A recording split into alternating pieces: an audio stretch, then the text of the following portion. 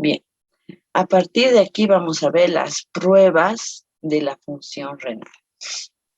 Hemos visto cómo funciona, dónde funcionan los diuréticos, cómo es la reabsorción de ciertas sustancias en los túbulos. A partir de aquí vamos a ver qué pruebas podemos solicitar para confirmar o descartar enfermedades renales. Bien, las pruebas urinarias. La orina es un líquido transparente. Bien, debe ser un líquido transparente color ámbar. No debe ser totalmente transparente, sino tiene un color ámbar un poquito como perlado, digamos, ¿ya? Que consiste en alrededor del 95% agua y 5% sólidos disueltos. O sea, básicamente lo que orinamos es agua. Obviamente eso, la concentración va a depender de cuánto líquido tomemos al día, del líquido ingerido. Bien. Se producen a diario casi 1.5 litros de orina, normalmente. ¿Ustedes creen que si un paciente no toma durante todo el día ni una gota de agua, se produce orina? A pesar de que un paciente, qué sé yo, se haya ido al desierto o esté en una competencia de carrera de motos, digamos, esas así como el Dakar, que están todo el día sentados en la moto o en el auto, qué sé yo. Este paciente que no va a poder consumir líquidos al día, lo mismo el riñón necesita recibir ese filtrado. O sea, la sangre se va a dar los modos para atravesar el filtrado glomerular y convertirse en orina. Pero no va a ser así clarita, como dice ahí, transparente, color ámbar, no, va a ser una orina muy concentrada, oscura, ¿bien? Y si esto ocurre por varios días, o sea, una persona que se deshidrata, que no consume buena cantidad de líquidos, muchos días, pero así poco líquido, ¿no? Qué sé yo, medio vaso al día, nada. Entonces puede producir hasta una orina fétida, ¿bien? Que no es normal. Pero como les digo, el riñón se da sus modos. Así no tomemos nada de agua en el día, sí o sí se va a producir orina. Bien, pero en cambio, si nosotros tomamos alrededor de 2 litros de agua al día, vamos a producir 1,5 litros de orina al día. Bien, y como dice ahí, la orina debe ser un líquido transparente, color ámbar y con su olor tradicional, ¿no? Suavito, pero no debe ser fuerte el olor de la orina. La orina normal contiene desechos metabólicos y pocas o ninguna proteína plasmática. Como les decía, las proteínas no tienen el derecho de atravesar las membranas. Entonces, por lo tanto, no debería haber proteínas en la orina. Si en el examen general de orina aparecen proteínas, es que algo está pasando con ese riñón. ¿Sí? Tampoco debe haber elementos formes de la sangre. ¿A qué se refiere con elementos formes de la sangre? Glóbulos rojos, glóbulos blancos, no deberían estar presentes en la orina. Si han atravesado es porque la membrana glomerular está fallando. ¿Ok? Tampoco debería haber moléculas de glucosa. La glucosa sí se filtra, pero debería reabsorberse. Y si existe un paciente diabético, como tiene tantas moléculas de glucosa, se reabsorbe, pero aún así hay muchas que quedan en la orina. Entonces vamos a ver moléculas de glucosa en la orina, que tampoco es normal. ¿Ok? Esto memorícense. En el examen general de orina no debe haber proteínas, no debe haber glóbulos rojos, ni glóbulos blancos, ni moléculas de glucosa. Si encontramos cualquiera de estas sustancias en la orina, es que la membrana está fallando. Las pruebas urinarias se efectúan con una sola muestra de orina o una orina de 24 horas. Cuando hablamos de una sola muestra de orina, es el examen general de orina que se pide en cualquier momento, digamos, se les pide a todos los tipos de pacientes. Así vaya a ser para una cirugía, si viene por una infección, si viene una consulta cardiológica, si viene, no sé. ¿Por qué? Porque el riñón nos va a dar muchos indicios de cómo está funcionando todo el cuerpo en general. ¿Bien? Entonces, por eso es que siempre les pedimos examen general de orina a los pacientes. El examen general de orina, como dice ahí, se puede realizar con una toma al acecho, así se llama. Bien, es que el paciente, la mejor muestra para el examen general de orina es la primera orina de la mañana. ¿Ok? Entonces el paciente ha dormido toda la noche, se despierta y quiere ir al baño, ¿no es cierto? Entonces en ese momento le dan así un frasquito de plástico estéril y lo que debe hacer el paciente es eliminar un chorro de orina y luego cortar, porque el primer chorro puede llevar algunas bacterias que no estén en la orina, sino que estén en el transcurso, en el trayecto o al final de la uretra, por ahí. Entonces, por eso es que se elimina el primer chorro de orina y ahí recién se comienza a recolectar. ¿Sí? Alrededor de 20 ml, 30 ml, 50 ml. Y esto se lo debe llevar inmediatamente al laboratorio. ¿Por qué? Porque si, digamos, hacemos la toma de la muestra y lo dejamos ahí y se nos olvidó y al día siguiente queremos llevarla al laboratorio, va a tener una composición diferente, no nos va a decir lo mismo, ¿bien? No va a ser igual. Entonces, lo ideal es que en el momento que se ha tomado vaya a ser evaluado ese examen general de orina. ¿Bien? Eso es lo ideal. En el caso de que estemos en una terapia intensiva y hemos tomado la muestra de orina a las 12 de la noche, nadie nos los va a procesar a esa hora. Entonces, lo que hacemos es agarrar nuestra muestra y ponerla al refrigerador. ¿Bien? Tratar de disminuir un poquito su temperatura para que se mantengan lo más posible los elementos para que puedan ser evaluados. ¿Bien? Esa es la manera correcta de tomar una muestra de orina para un examen general de orina. Ahora, también existe otra forma de evaluar la orina, que es la orina de 24 horas. Esta orina de 24 horas generalmente nos sirve para evaluar los elementos que se eliminen en 24 horas. Por ejemplo, si yo tengo un paciente que tiene eliminación de proteínas por la orina, en el caso de la preeclampsia, ¿no es cierto? Teníamos que se eliminaba proteínas por la orina, entonces vamos a pedirle una orina de 24 horas. ¿Cómo puede ser esto? Que vamos a tomar una hora X, digamos, el paciente se interna a las 4 de la tarde, entonces a partir de las 5 de la tarde vamos a comenzar a tomar la orina de 24 horas. Y todo lo que orine el paciente lo vamos a ir acumulando en botellas estériles. ¿Bien? Si es 1 litro, 1 litro. Si es 2 litros, 2 litros. Si es 3 litros, 3 litros.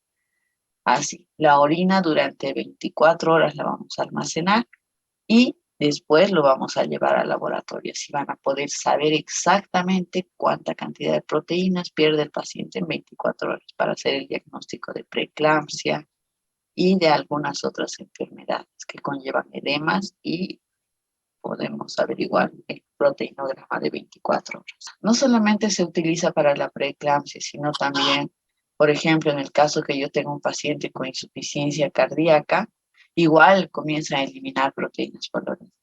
Entonces yo necesito saber cuánto está eliminando por la orina para saber yo cuánto le debo suplementar de proteína. ¿Bien?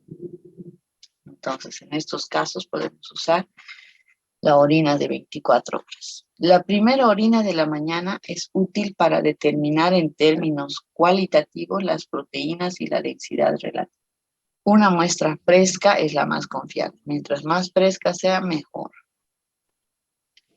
Las muestras de orina que tienen más tiempo pueden contener elementos formes de la sangre lisados. O sea, si algún glóbulo rojo estaba en esa orina que la hemos guardado durante un día, digamos, se puede destruir, entonces ya no lo vamos a poder ver. en el examen general de orina y por lo tanto va a estar alterado nuestro examen general de orina, ¿no es cierto? Igual los cilindros. Ya vamos a ver más adelante qué son los cilindros.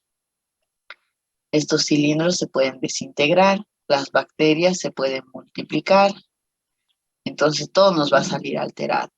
Mientras más fresca la llevemos a la muestra de orina a ser evaluada, mejor, ¿ok? Esto es algo muy importante de recalcar a los pacientes, porque ellos solamente agarran la orina y la llevan y ya está, ¿no? La ponen al sol, no sé. Son detallitos para que la prueba de orina sea lo más fidedigna posible. Una sustancia llamada mucoproteína de Tam-Horsfall se forma en el epitelio tubular. Es el principal constituyente proteínico de los cilindros urinarios. Ahí estamos hablando de los cilindros.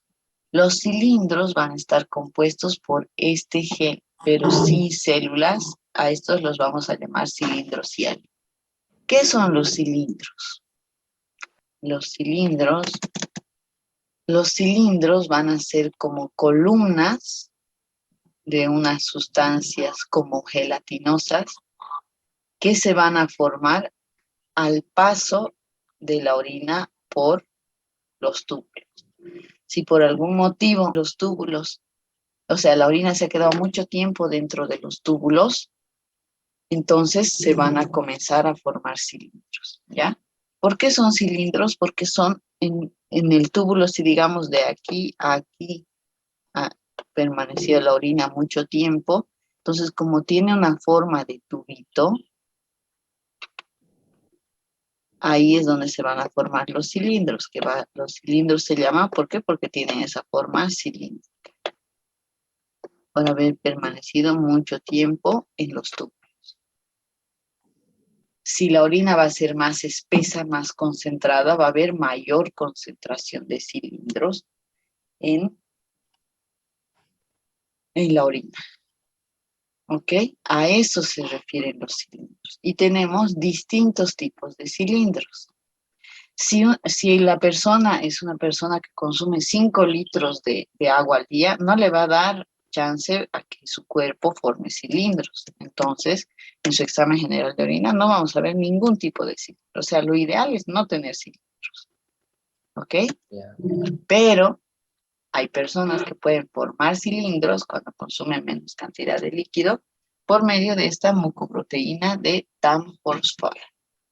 Se forma en el epitelio tubular y es el principal constituyente proteínico de los cilindros urinarios. Los cilindros compuestos por este gel, pero sin células, no llevan células adentro, se denominan cilindros hialinos.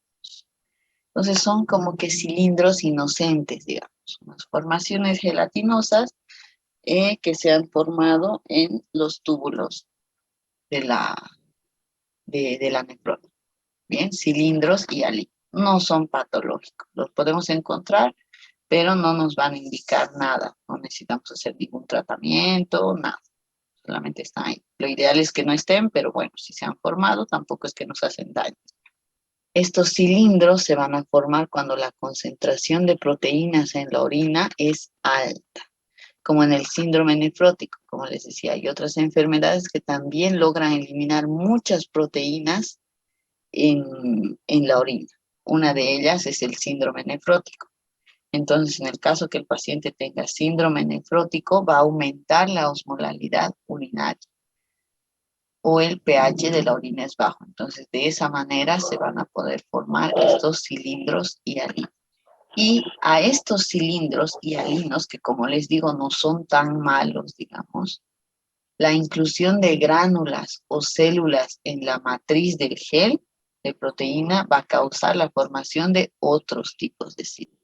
Bien, ahora vamos a ver algunos términos que se utilizan en los exámenes generales de orina. Por ejemplo, el término proteinuria, que es la excreción excesiva de proteínas en la orina, que es anormal, ¿no es cierto? Debido a la barrera de filtración capilar glomerular, una persona saludable puede excretar por la orina Menos de 150 miligramos por litro de proteínas cada 24 horas, que en los exámenes general de orina no se logra percibir porque es una dosis muy bajita, ¿ok?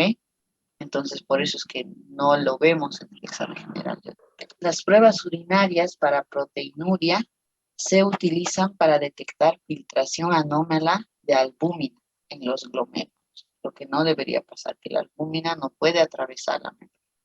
Pero si la albúmina logra atravesar, es que algo ha pasado con esa membrana de filtración. Una filtración anómala de la albúmina en los glomérulos o defectos en la reabsorción de los túbulos renales. Se utilizan unas tiras reactivas para proteínas como prueba de detección rápida para proteínas en la orina. Después de que han obtenido los del laboratorio la prueba de orina, lo que hacen es agarrar unas tiritas reactivas, que son las tiras que reaccionan ante la presencia de proteínas, cambian de color. Entonces agarran la tirita y le ponen. Entonces, según eso ven la cantidad de proteínas que haya en el examen general de orina que hemos mandado en la muestra. ¿Okay? A eso se refiere. Una vez que la presencia de proteinuria es detectada, a menudo se requiere una prueba de orina de 24 horas para cuantificar la cantidad de proteínas que está presente, como les decía. La albúmina, que es la más pequeña de las proteínas plasmáticas, se filtra con más facilidad que las globulinas u otras proteínas plasmáticas. Hay una tira reactiva comercial para detectar microalbuminuria. Esta tira no se utiliza muy frecuentemente, pero esta, como dice ahí, se puede detectar cantidades menores de albúmina en la orina. Esta solo indica un aumento de la albúmina urinaria que está por abajo de los valores detectables de los valores detectables de la prueba de proteinuria estándar. La recolección de orina de 24 horas es el método estándar para detectar microalbúmina. Una excreción de albúmina mayor a 30 miligramos al día es anormal. Son dosis bajitas, como estarán viendo. Los riñones saludables producen orina concentrada con una densidad relativa de 1030 a 1040. Durante periodos de marcada hidratación, la densidad relativa se aproxima a 1. O sea, cuando consumen demasiado líquido, puede cambiar la densidad, pero esto no es malo, digamos, en todo caso es bueno cuando se eleva hasta 1. Pero en los exámenes generales de orina van a ver que la densidad oscila entre este rango, siempre. A menos que el paciente tenga insuficiencia cardíaca o tenga síndrome nefrótico o preeclampsia.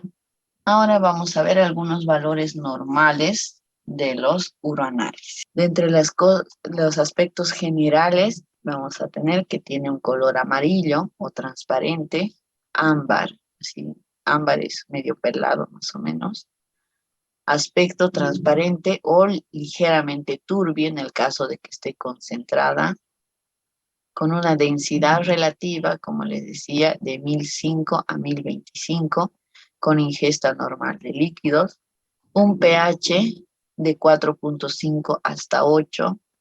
La persona promedio tiene un pH cercano a 5 o 6, el pH de la orina normal.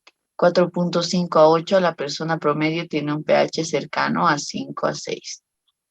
El volumen que le entregamos más o menos es 60 ml en 24 horas a 2.500 ml en 24 horas. Perdón, 600 ml. Entonces, un promedio de orina al día es 1,200 en 24 horas. Como les digo, esto va a estar regulado dependiendo de la cantidad de líquido que consuma nuestro paciente. Respecto de la química urinaria, glucosa no debería haber. Cetonas, que son el metabolismo de la glucosa, tampoco debería haber. Sangre, tampoco debería haber. Proteínas, tampoco. Bilirrubina, tampoco. Urobilinógeno, de 0,5 miligramos al día a 4 miligramos al día. Nitrato de bacterias, tampoco debería haber. Esterasa de leucocitos, tampoco debería haber. ¿Ok? ¿En quién vamos a encontrar glucosa? En los pacientes que sean diabéticos. Aquí nos va a aparecer positivo, una cruz. Y si el paciente no controla su azúcar, anda con 300, 350 de glicemia capilar, va a tener glucosa 3 cruces, 4 cruces, así. Y lo mismo con las cetonas. Si el paciente no va a poder tener un control de la glicemia, va a aumentar la cantidad de cetonas. Los cuerpos cetónicos van a venir del metabolismo final de la glucosa. Bien, por eso es que existe la cetoacidosis diabética. ¿Recuerdan esa patología? En los pacientes que no están logrando controlar la cantidad de glicemia en la sangre, van a comenzar a aparecer cetonas en la orina. Bien, entonces de ahí es que tenemos que controlar eso. Por eso es fundamental pedirle así. Cualquier enfermedad que tenga el paciente es fundamental pedirle un examen general de orina. Bien. Sangre, en el caso de trauma, puede haber proteínas, como ya les he dicho, en la preeclampsia, en los pacientes con insuficiencia cardíaca, bilirrubina en los pacientes que están cursando un, una enfermedad de la vesícula, cualquiera puede ser. Urobilinógeno 0,5 miligramos al día y así. O sea, no debería haber, pero si aparece, entonces ya vamos sospechando de algunas enfermedades. Y en el examen microscópico del sedimento vamos a encontrar, bueno, lo que no debería haber son los cilindros, ¿no es cierto? Pero pueden ocurrir que existan cilindros y hialinos cuando aumenta la cantidad de proteínas, pero que aún no es detectable la química, habíamos dicho, ¿no es cierto? También pueden ser encontrados algunos glóbulos rojos. Deberían ser negativos, pero capaz uno se filtra, digamos. Si te dice un glóbulo rojo, entonces, bueno, no hay mucho drama, digamos. Pero si te dicen que realmente han encontrado sangre en la química y un montón de glóbulos rojos, entonces, bueno, es como para preocuparse. Y si encuentran cristales, no debería haber tampoco, pero si los encuentran, también es algo patológico. La densidad relativa es más o menos normal, 1005 a 1025, con ingesta normal de líquidos. Eso significa de una persona que más o menos tiene una función renal normal y que va a consumir alrededor de 2 a 3 litros al día de líquidos. Un pH entre 4,5 a 8. La persona promedio tiene un pH cercano a 5 a 6. El volumen, 600 ml en 24 horas en una persona que consuma poco líquido, a 2.500 ml en 24 horas. Pero como promedio tenemos 1 litro con 200 ml cada 24 horas. Como promedio de la cantidad de orina que uno debe tener. Bien. Les había dicho, si hablamos de glucosa, a pesar que sea un paciente diabético, debería venir negativo. Cetonas, también siempre negativas. Sangre, también siempre negativa. Proteínas negativas, bilirrubina negativas, urobilinógeno 0,5 miligramos al día, 4 miligramos al día, nitrato de bacterias negativo. Esto la verdad nunca me lo han reportado en un examen general de orina, el nitrato de bacterias. La esterasa de leucocitos, solamente le ponen leucocitos, también debería venir negativo. Los leucocitos pueden venir, algunas veces vienen positivo 1 o 2 por campo, y si el paciente no tiene sintomatología y no, o sea, está orinando normal, la función renal está normal, no tiene fiebre, no tiene ardor, no tiene ninguna clínica, no se debería hacer tratamiento cuando solamente encontramos 1 a 2 leucocitos por campo. ¿Ok? Respecto de, ¿cuál más quería mencionarle? Muchas veces también me pasa que las proteínas vienen positivas, ya como en una cruz, así más o menos. Pero el paciente tiene una función renal normal. Eso significa que está existiendo una alteración de la membrana, pero que no está llegando a alterar la urea y la creatinina como para decir que mi paciente está entrando en una insuficiencia renal aguda. ¿Bien? Muchas veces me pasa eso, sobre todo con los pacientes de insuficiencia cardíaca o que tienen diabetes o que tienen infecciones urinarias. ¿Bien? La cantidad de proteínas en la sangre aumenta, entonces ustedes saben que eso no es normal, es porque la membrana de filtración está alterada, pero la urea y la creatinina están normal. Cuando ocurre eso, yo tengo que buscar cuál es el motivo por el cual está perdiendo proteínas. Obviamente, decirle al paciente que implemente proteínas en la dieta, cuando solo es una cruz o una baja cantidad de proteínas. Y obviamente en el laboratorio de sangre pedirle la cantidad de albúmina, que es la proteína más importante de la sangre, y las proteínas totales. Bien, porque ese puede ser el inicio, uno de los primeros signos o síntomas de insuficiencia renal. Bien, a veces muchos como que no le toman mucha importancia. En el caso de que la cantidad de proteínas en la orina aumente demasiado, digamos, nos digan 3 cruces de proteínas, es que el paciente está perdiendo muchas proteínas por la sangre. Lo mismo le tengo que pedir un proteinograma, que significa pedirle las proteínas totales de la sangre y la cantidad de albúmina de la sangre. Este último tuve un paciente que tenía esto, una gran cantidad de proteínas eliminadas por la orina. Entonces le pedí y obviamente la cantidad de proteínas en la sangre estaba muy disminuida. Y la verdad, este paciente como que me rompía mucho la cabeza, ¿ya? No era un paciente típico de insuficiencia cardíaca, tenía muchas otras cosas más. Tenía además infecciones en la piel, ya debidas a la diabetes.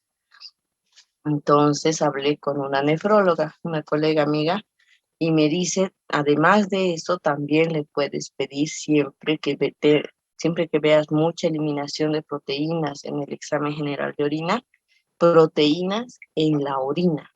Hay para pedir proteinuria, para que como que te califiquen las proteínas que han encontrado en la orina. No te digan solamente si son proteínas, sino como para que te las califiquen a las proteínas en la orina. Y eso también nos puede ayudar a sacar algunos diagnósticos. Si está demasiado baja la cantidad de proteínas en la sangre, entonces el paciente va a comenzar a hacer edemas, siempre.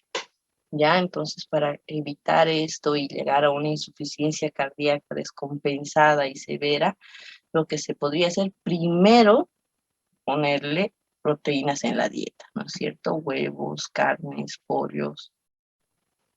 Pero si no logramos compensar con esto y la cantidad de proteínas sigue alta, la cantidad de proteínas eliminadas sigue muy alta, entonces ni modo, se lo va a tener que internar al paciente,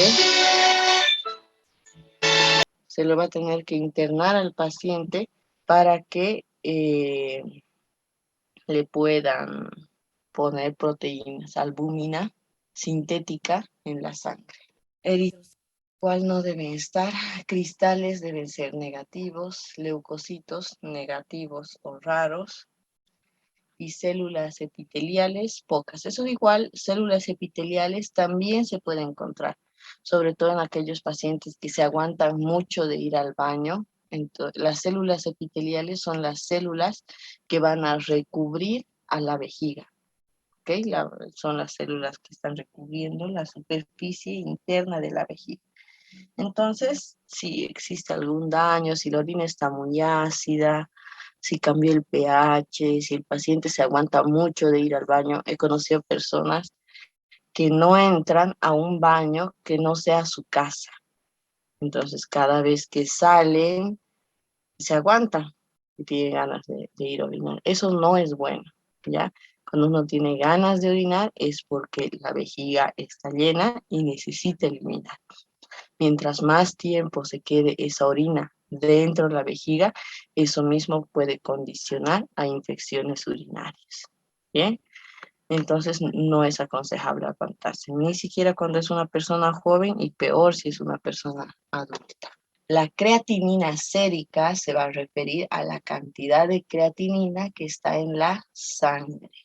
Bien, esta creatinina sérica, ustedes saben, para saber si un paciente tiene una buena función renal o no, uno le pide urea y creatinina.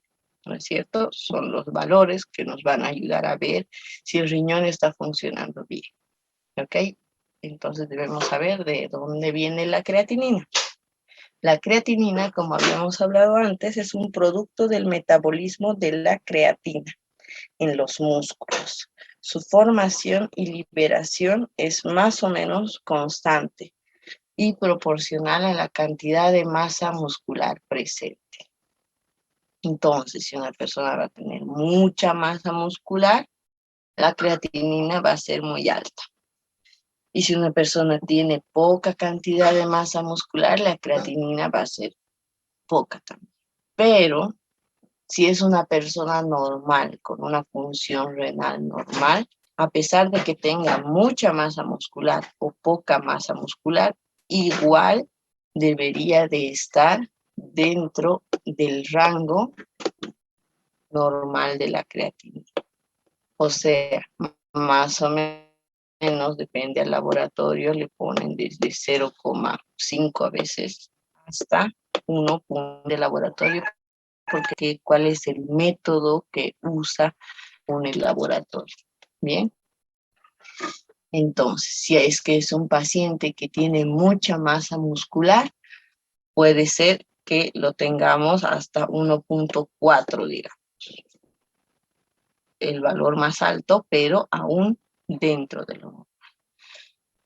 Cuando ya la renal se está alterando, la creatinina comienza a subir. O cuando estamos usando una gran cantidad de diuréticos, digamos, por tiempos prolongados, que es el único tratamiento para la insuficiencia cardíaca, entonces en estos pacientes también la creatinina comienza a subir, a pesar de que el paciente sigue orinando normal. Bien, entonces por eso siempre que vean un paciente, así sea que el paciente venga a consultar por, qué sé yo, un uñero, uno diría no tiene nada que ver un uñero con la función renal, ¿no es cierto? Pero nosotros no vemos uñeros nada más, sino vemos pacientes, es algo integral.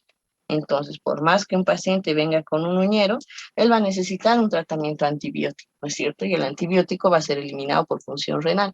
Entonces, nosotros sí o sí necesitamos saber la función renal de todos los pacientes. Por eso la función renal de urea y creatinina tiene que estar presente en todos los pacientes, no importa la patología por la cual se la esté tratando. Bien, todos. La creatinina se filtra con facilidad en los glomérulos. No se reabsorbe en los túbulos y no pasa a la sangre. Y solo una cantidad mínima es secretada a los túbulos desde la sangre. Por lo tanto, sus valores en la sangre dependen de manera estrecha del volumen de filtración glomerular. O sea, si va a haber algo que va a dañar la membrana y por lo tanto el volumen de filtración glomerular, eso es lo que puede hacer que aumente la cantidad de creatinina. Por eso es que es un valor muy importante para medir la función. El valor normal de creatinina se aproxima a 0,7 miligramos por decilitro de sangre para una mujer de talla pequeña. ¿Por qué? Porque estamos diciendo que va en función de la cantidad de músculo. Entonces, para una mujer que no tiene mucho músculo y encima es pequeña, siempre la cantidad de creatinina va a ser un poco más pequeña. Y casi de 1 miligramo por decilitro de sangre para un varón adulto normal. Y 1,5 miligramos por decilitro de sangre para un varón musculoso. Pero, como les digo, no va a haber una creatinina normal mayor a 1,5. Si ya tiene 1,6, es que ya está existiendo algo que está alterando esta membrana de filtración y por lo tanto la creatinina en la orina está aumentando. Y está aumentando la cantidad de creatinina en la sangre. ¿Ok? Entonces siempre debemos estar alerta a cualquier elevación de creatinina en la sangre. Cuando ya se ha elevado la creatinina en la sangre es porque ya se dañó, ya hay algo que está mal. En cambio, les decía, como cuando encontramos alguna alteración en el examen general de orina, en la orina misma, es que las alteraciones pueden estarse iniciando. Bien, entonces igual, venga por lo que venga el paciente, siempre pedirle un examen general de orina, o sea, una muestra de orinita para que vaya a ser examinada. ¿Ya? ¿Por qué? Porque ahí van a ser los primeros indicios de enfermedad renal. Y como les digo, los riñones nos sirven para tratar cualquier patología. ¿Qué más? Hay una declinación relacionada con la edad en la depuración de creatinina. ¿Por qué? Porque justamente esa membrana de filtración glomerular, de la que siempre hablamos, de la cual la sangre, el plasma, atraviesa y se comienza a llamar filtrado en ese preciso lugar, envejece con el tiempo, obviamente. Entonces, por eso es que muchos de las personas que son adultos mayores comienzan a presentar esa cantidad de creatinina. Bueno, acá lo que está hablando es que estos adultos mayores tienen una masa muscular disminuida. ¿Bien? Y la filtración, velocidad de filtración glomerular, que es esta que les comentaba, también disminuye con la edad. Bien, entonces por eso es que existe esta declinación de la creatinina. Hay algunos adultos mayores que pueden presentar una creatinina sérica de 1,2, 1,3, así, bien, sin tener ninguna alteración en el examen general de orina. ¿Qué significa esto? Que su membranita ya está viejita, entonces por eso es que ya no funciona bien. En estos pacientes no vamos a esperar que tengan una creatinina de 0,5, digamos, ¿ok? No, ¿por qué? Porque ya es un riñón desgastado, ¿no es cierto? Que las personas que son mayores de 60 años, pobre membrana, filtrado todos los días, entonces obviamente tiene derecho a envejecer. Incluso en los pacientes que son adultos mayores, como ya no tienen mucha cantidad de líquido, ustedes saben que a medida que una persona envejece, disminuye la cantidad de agua en su cuerpo, ¿no es cierto? Por eso es que nos comenzamos a arrugar y todo eso. Entonces, en estas personas que son adultos mayores, como disminuye la cantidad de líquido, ya no pueden beber las mismas cantidades de agua. Entonces, lo que ocurre es que si, digamos, mi paciente de 70 años, que todos los días andaba con 1,2 de creatinina, si deja de tomar agua todo un día, por cualquier motivo, que sé yo, tiene una infección y está vomitando todo el día, de un día a otro puede pasar la creatinina de 1,2 a 1,4. Así, grandes alteraciones. Ya, eso también.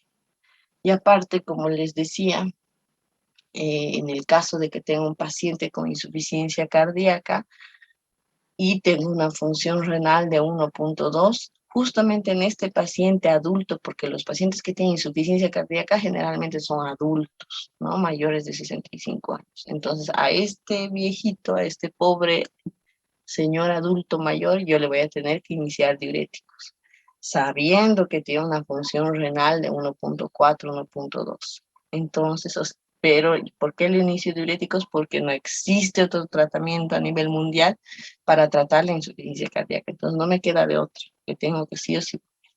Pero por lo mismo, por lo que sé que es un adulto mayor, que su membrana basal ya está un poco desgastada, debo hacerle controles muy estrictos de la función renal. Bien.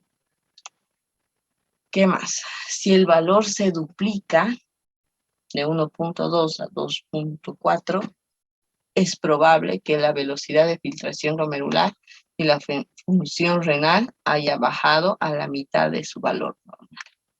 Esto no siempre se da, ¿ya? Yo tengo pacientes que tienen insuficiencia cardíaca diagnosticada hace 5 años, digamos, que iniciaron con una función renal de 1.2 y a los 3 años tienen una función renal de 1.4. Puede ser, hay riñoncitos así que aguantan bastante, ¿ok? Como también si, digamos, tengo que usar dosis muy altas de diuréticos, 800 miligramos de furosemida, 400 miligramos de furosemida, entonces ahí sí he tenido pacientes que de 1.2, como dice ahí, duplican a 2.4, a 3, a 4, ¿ok? De creatinina, de un día a otro, ¿no? También hay muchos pacientes que le dices, uno le pregunta, ¿usted orina de manera normal? ¿Tiene la función renal alterada? Y te va a decir, no, hace 6 meses me han pedido un laboratorio y la función renal estaba bien. Bueno, uno sí o sí, como les digo, sí o sí debe ser regla, eso se les tiene que hacer costumbre. Le vuelve a pedir una función renal y resulta que tiene 3 de creatinina, 4 de creatinina, pero sigue orinando de manera normal. No ha cambiado el olor, el color, ni no ha tenido ninguna alteración visible, digamos, pero la función renal ya ha sido muy alterada. Esto también es muy frecuente. El paciente no tenía idea que la función renal ya estaba alterada, pero vive así. Bien, entonces nosotros por eso es que pedimos para hacer un monitoreo, ver cuándo sube, cuándo baja, para tratar de ayudarle lo más posible. Un aumento de la concentración sérica de creatinina hasta 3 veces su valor normal, podemos pensar en que el paciente ha perdido el 75% de la función renal.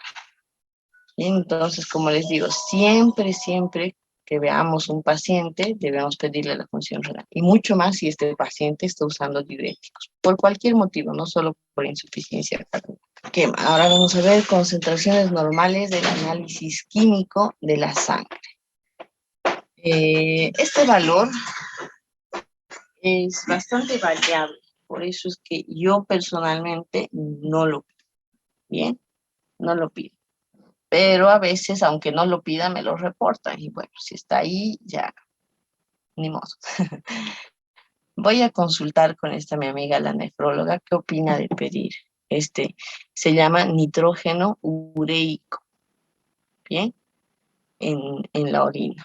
A mí siempre me ha venido muy variable y por eso es que como que no confío mucho en él y prefiero siempre pedir urea y creatinina más que el nitrógeno ureico. Aquí vamos a hablar, pero de las concentraciones normales del análisis químico en la sangre, pero que estos valores nos van a dar datos de la función renal, no solo urea y creatinina. Bien, entonces el valor del nitrógeno ureico sanguíneo va a ser de 8 a 20 miligramos por decilitro. La creatinina 0,6 a 1.2. Como les digo, a veces puede llegar hasta 1.4 y considerarse normal. Luego tenemos a los iones sodio. Obviamente, la cantidad de sodio, cloro, potasio que está en la sangre va a medir la función renal. ¿Por qué? Porque han visto que el riñón es el que se encarga de sacar sodio, devolver sodio, agregar cloruro. El riñón es quien se encarga de regular la cantidad de sodio, cloruro y potasio en la orina. Bien, entonces por eso es que nuestros pacientes deben tener en la sangre un sodio normal de 135 a 145, un cloruro de 98 a 106 y un potasio de 3.5 a 5. esto del sodio, cloruro y potasio se altera muy rápido, ¿bien? Sobre todo en aquellos pacientes que tienen deshidratación o utilizan gran cantidad de diuréticos o tienen diarreas, una simple diarrea, qué sé yo, le preguntas al paciente, ha venido por diarrea, por dolor de abdomen y diarrea, y uno le pregunta, ¿cuántos episodios de diarrea ha tenido en las últimas 12 horas? Digamos, te va a decir 5 episodios de diarrea las últimas 12 horas. Ok, entonces uno esperaría que el potasio disminuya. El potasio disminuye desde lo que es normal a 3.5, puede llegar a 3.1, 3 más o menos, con una diarrea. Si el paciente está con diarrea y con llanto así, pero llorando, digamos, con una depresión, qué sé yo, o con mucho dolor de abdomen, puede, uno puede esperar que disminuya hasta 2.5, algo así. O si usa gran cantidad de diuréticos, también que venga con potasio 2,5. Con un ionograma, o sea, sodio, cloruro, potasio, se hace 24 horas normal y por cuestión de la diarrea y el llanto, que disminuya así al día siguiente. ¿Bien?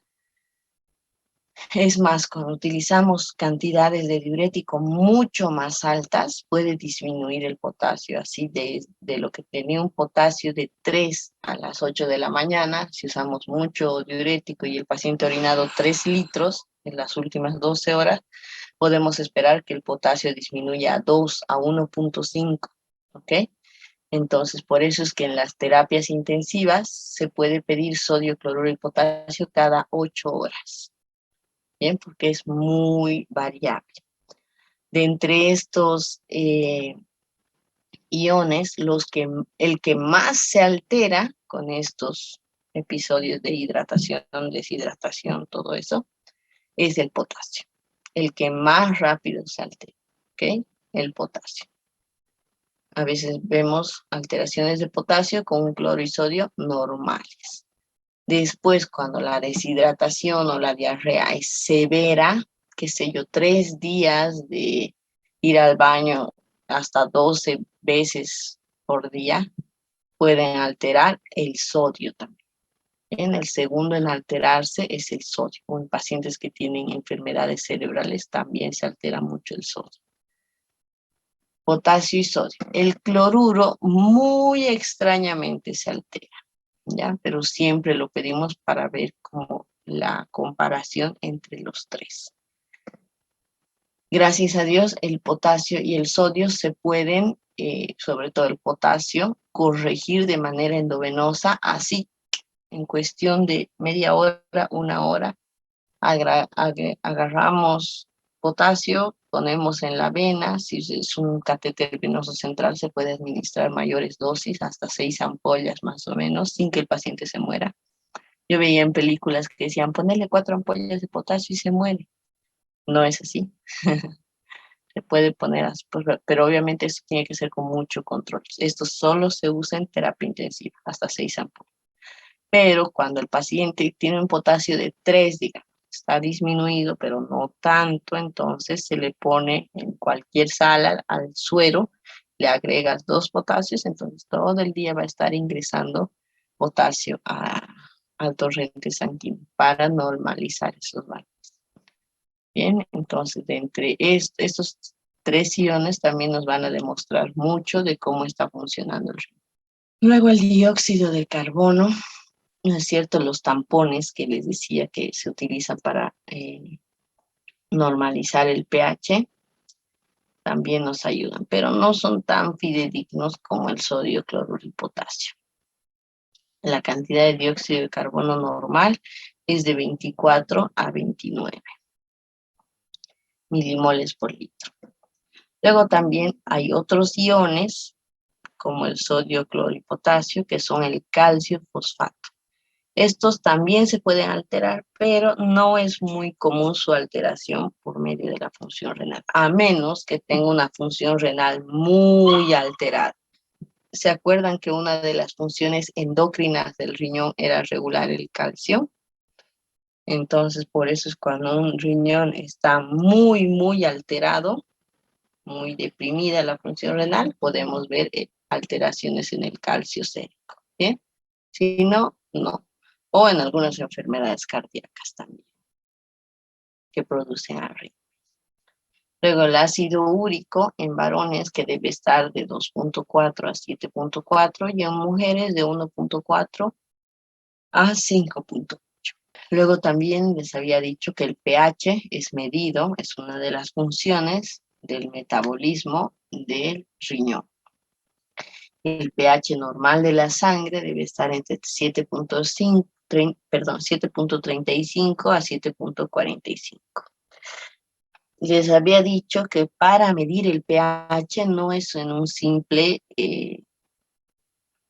simple muestra de sangre, sino el pH se tiene que medir sí o sí de una sangre arterial o en su defecto de una sangre venosa central.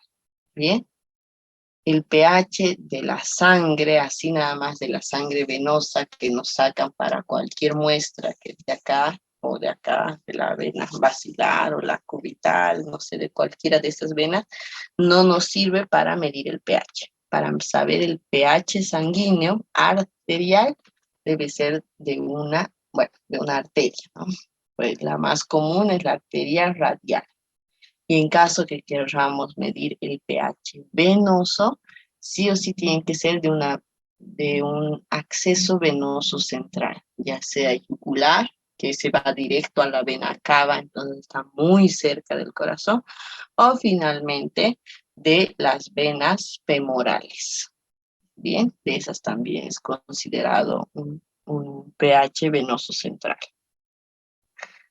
En un paciente que ha dejado de orinar, o sea, uno le ha puesto una sonda y ha dejado de orinar cero cantidad de orina en 12 horas, se comienza a alterar el pH, ¿bien? No es un proceso rápido. En 12 horas recién se va a comenzar a alterar el pH. El pH se va a comenzar a volver más ácido. Vas a encontrar un pH de 7.3, 30 o 7.25, un pH alterado, pero no tanto. Y eso también se puede corregir de manera endovenosa. Por eso es que los pacientes que están en terapia intensiva, sí o sí se les pide examen de sangre arterial. Bien, para ver. Y un paciente que no ha orinado nada por, qué sé yo, 5 días, 3 días, 4 días, ese sí va a tener un pH hasta de 6.9 y puede seguir viviendo, ¿ya? Pero está muy cerquita de que pierde el conocimiento. Aquí está el nitrógeno ureico en sangre, que como les decía es muy variable y por eso yo personalmente no lo pido mucho. Pero yo no soy nefróloga, voy a preguntar a una colega que es nefróloga a ver qué me puede decir al respecto. La urea se forma en el hígado como subproducto del metabolismo de las proteínas y se elimina por completo a través de los riñones. Eso ya habíamos visto, ¿no es cierto? Por lo tanto, el nitrógeno ureico en sangre se relaciona con la velocidad de filtración glomerular, pero a diferencia de la creatinina, también está influido por la ingesta de proteínas, por las hemorragias gastrointestinales y por el estado de hidratación. Todo eso tiene que ver con la cantidad de nitrógeno ureico en la sangre. En el caso que un paciente tenga una hemorragia gastrointestinal, la flora intestinal desdobla la sangre. O sea, esos glóbulos rojos que estaban en el tubo gástrico o intestinal, desdobla la sangre. Y esto mismo va a producir desechos nitrogenados que se van a absorber a la vena porta y por eso es que cada vez que un paciente tenga una hemorragia digestiva, el nitrógeno ureico en sangre se va a alterar. No precisamente porque la función renal esté alterada, sino porque hay sangre en los intestinos. Es como que esta hemorragia está aportando para que el nitrógeno ureico en sangre suba. Durante episodios de deshidratación, la concentración alta de nitrógeno ureico es el resultado de un incremento de la concentración de la sangre. Entonces, como se darán cuenta, hay varias cosas que alteran el nitrógeno ureico en sangre. Entonces, por eso es que digo yo, capaz es mi ignorancia, ¿no? Uno tiene que abrir un poco la mente. Como les digo, voy a preguntar.